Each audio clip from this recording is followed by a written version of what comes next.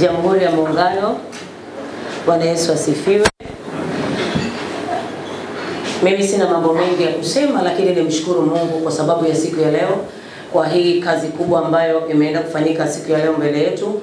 Kuzindua tuzo za East Africa Gospel Music sio jambo dogo, ni jambo kubwa sana. Kwanza washukuru waandaaji wote ambao wamehusika, walikaa chini wakapreti wazo la kufanya hiki ambacho kinafanyika siku hii ya leo. Lakini nilishukuru Baraza la Sanaa Tanzania kwa kupitia kiongozi wetu Dr. Mapana. Mungu akubariki sana. Ni ukweli umefanya kazi kubwa sana. Sana. Unajua kuna wakati sisi watu wa muziki wa injili tulikuwa tunaonekanaga nyuma tu. Ni watu ambao tulikuwa tunaonekana tupo tu. Yaani hatueleweki, hatujielewi. Yaani hata wakitajwa hivi sisi hatutaji kwa ukubwa. Lakini ilikuwa tu lazima mwanamuziki mwenyewe ufanye kazi kubwa ambayo yenyewe ndio ikutambulishe. Lakini mimi niseme hivi, ukweli wanamuziki wa injili tuna vocal, tunaujua muziki vizuri sana, kwa sababu sisi tunajifunza katika kanuni ya muziki, sio tunaimba tu, tunajifunza katika kanuni ya muziki, lakini hatukutambulika namna hiyo. Leo kitupangia hapo mambo ya soul notation na muziki, wengi wa nyimbo za injili wanazijua. Wale ambao walianza, wale tuliokuta na wale ambao sahi wako kama vijana wetu wanajua kuimba. Lakini tunawashukuru kwa sababu mliliona hilo, mkalitambua hilo. Tunakushukuru. Tupelekee salamu zetu kwa rais wetu mpendwa Dr. Samia Suluhu Hassan kwa kukubali na kutuamini kwamba tunaweza kusimama na kuiwakilisha nchi yetu ndani ya Tanzania na nje ya Tanzania. Mimi ni mwendaji wa nchi nyingi za Afrika, katika nchi zote za Afrika ambazo ziko nimebakisha nchi mbili tu, lakini huko kote na kwenda usifikiri naimba Kiingereza, naimba Kiswahili, lakini nikisema kwamba mimi ni mwanamuziki wa injili natoka nchini Tanzania, wanajua Tanzania is fire. Kwa hiyo sio mahali pa kawaida. Kwa mimi niwashukuru sana waandaaji wa hizi tuzo za IGMA. Mungu awabariki sana. Langu moja ambalo ningependa pia nishukuru media yetu kubwa pendwa na ambayo imeona thamani ya muziki wa injili, EFM. Mungu akubariki sana. Mungu awabariki sana. Sio rahisi, ilikuwa sio rahisi kweli. Mlikuwa mna uwezo wa kukataa.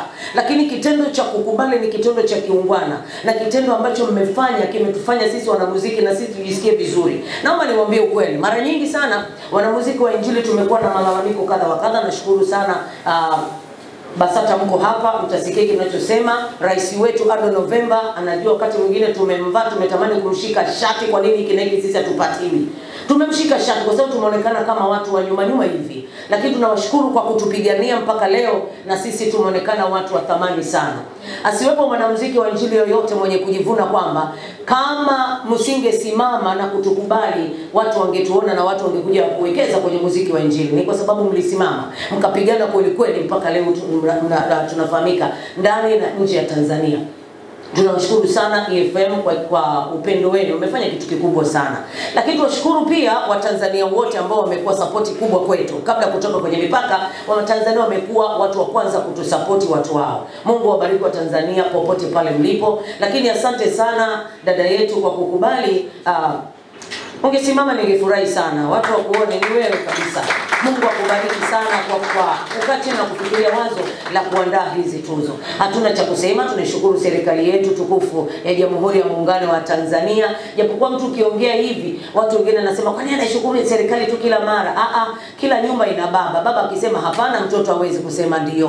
Kwa hiyo tunashukuru sana kwa kutupa ruhusa ya kuwa nje ya nchi na kuwa ndani ya nchi na kufanya kazi zetu kwa ujasiri wote. Binafsi mimi kama Rose nikiwawakilisha na muziki wengine wa injili, niwe kwao kama dada, wengine kama mama, nasema asante sana, mbingu zinene mema kwa ajili ya serikali yangu ya Tanzania.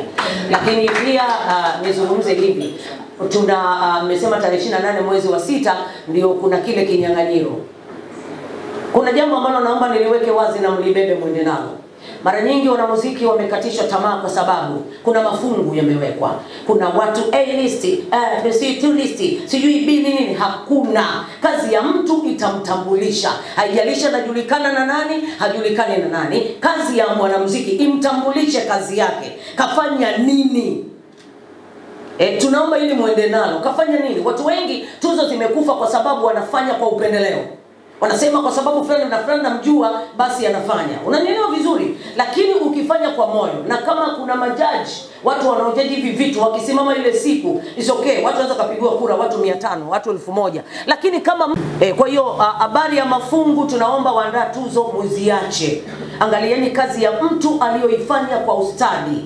Kuna mtu kama Chidumule, sio kwa sababu tu ya injili, unajua ni mwanamuziki. Hata hapo ukimsimamisha mwambie imba tu kapela wimbo wako, anaimba mpaka utashangaa, japo ana umri mkubwa. Kwa hiyo kazi mtu amefanya imtetee vizuri na sio upendeleo. Kileta upendeleo, madamu umeweka jina la Mungu hapo katikati, ikitu Mungu ataifuta. Mungu ni mwaminifu sana, hajawahi kujiambia uongo na hajipingi mwenyewe. Madamu umesema ni tuzo za muziki wa injili, basi usimame katika neno na ifanyike katika uwazi na ukweli, ambao ukweli huu mbingu zitathibitisha kwamba hapa umesema kweli. Kwa sababu katika tuzo kumegawa watu, katika tuzo umefanya watu wamegombana, watu wamekasirikiana, watu wamedharauliana. Lakini ukifanya katika kweli, hata kama mtu alianza kuimba jana na amefanya vizuri, unaangalia ukweli, huyu amefanya nini?